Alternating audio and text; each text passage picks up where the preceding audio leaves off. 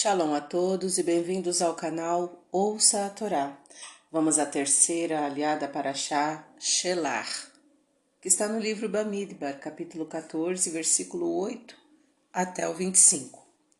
Baruch atah Adonai Eloheinu melech haolam, asher barabanu mikol hamim venatan lanu et torato. Baruch atah Adonai noten hatorá. Amém. E Josué e Caleb continuaram: se Deus se agradar de nós e nos trouxer a esta terra, Ele nos-la dará. É uma terra que emana leite e mel.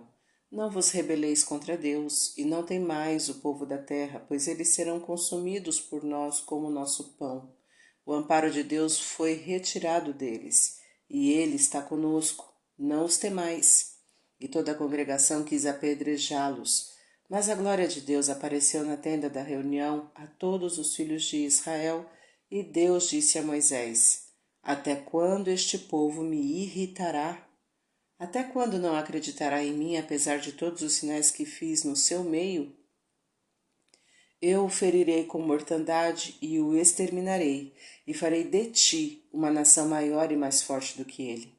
E Moisés disse a Deus: ao tomarem conhecimento os egípcios de que irás matar este povo, que fizeste subir com tua força do meio deles, e se souberem que tu, o nome, está no meio desse povo, e que tu lhes aparece face a face, e que tua nuvem está sobre ele, e que tu andas diante dele com uma coluna de nuvem durante o dia, e em coluna de fogo à noite, se matares este povo, como se fosse um só homem, as nações que ouviram tua fama falarão, porque por não ter poder de trazer este povo à terra que lhes prometeu, o nome degolou-o no deserto.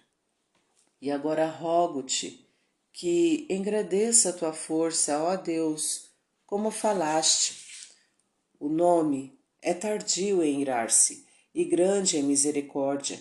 Perdoa a iniquidade e rebelião e não livra o culpado que não faz penitência.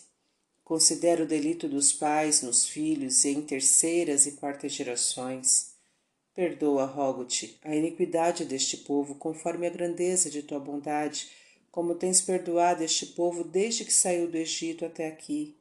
E Deus disse: perdoei, conforme tua palavra.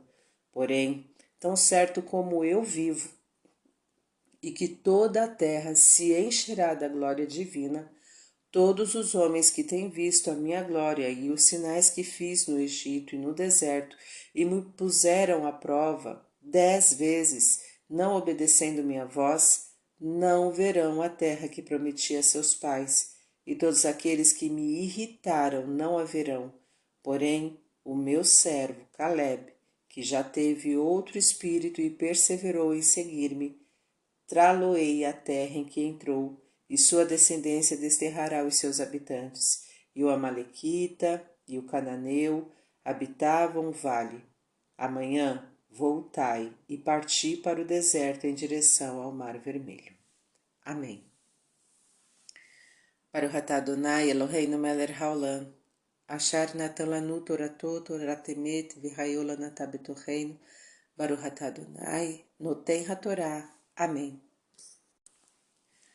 Apesar de já estarem próximos à terra prometida, era importante frisar que a posse dela dependia da vontade divina, e essa estava intimamente relacionada com o comportamento do povo, que agradaria ou não a Deus.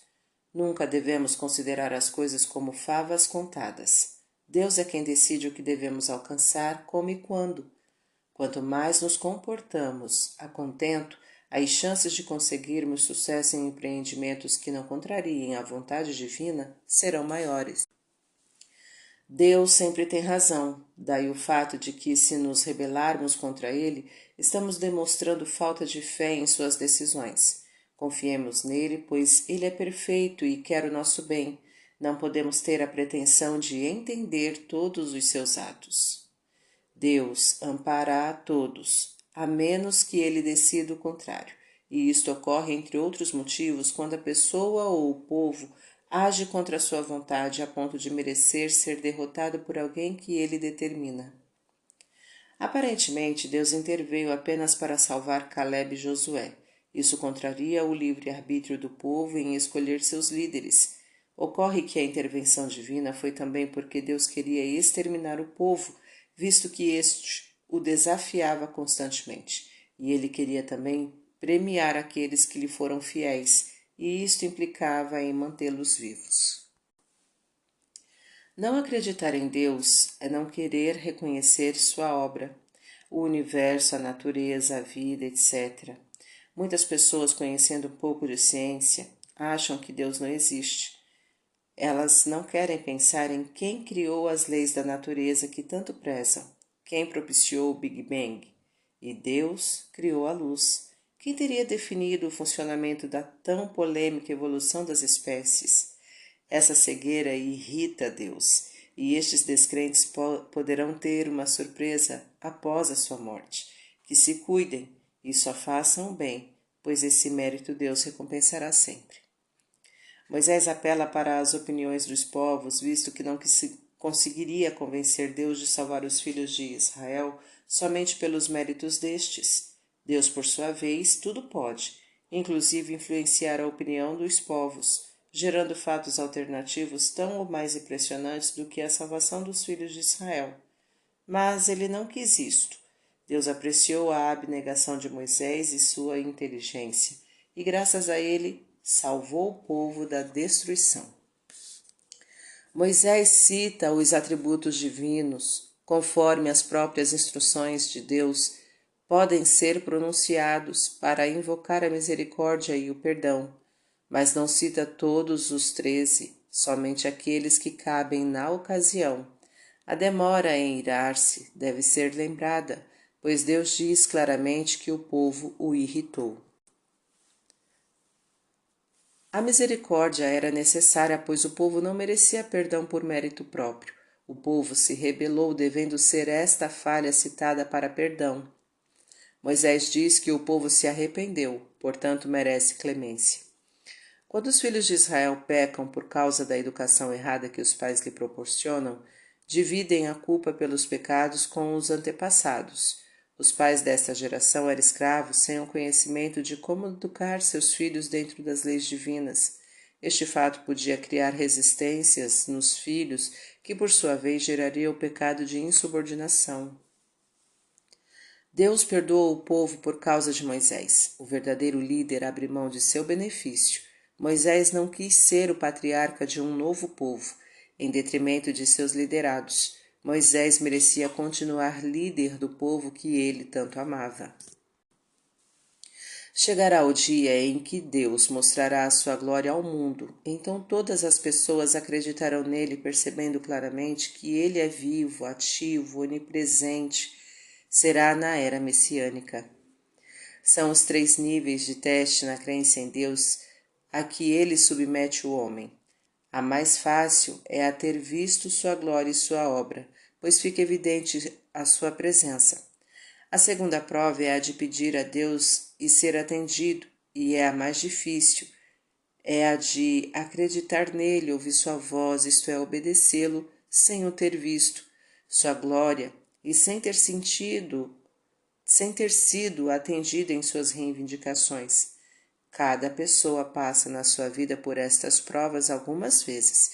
Se a pessoa for aprovada, isto é, mantiver a sua fé em Deus, ela poderá usufruir da terra prometida, isto é, da ajuda e suporte divino.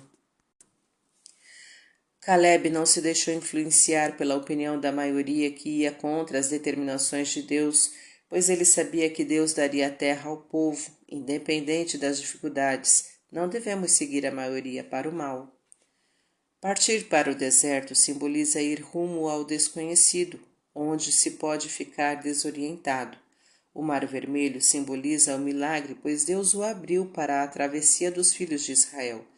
Deus determina que os filhos de Israel ficarão desorientados até que aceitem suas orientações e sejam merecedores de novos milagres que o farão conquistar a terra prometida.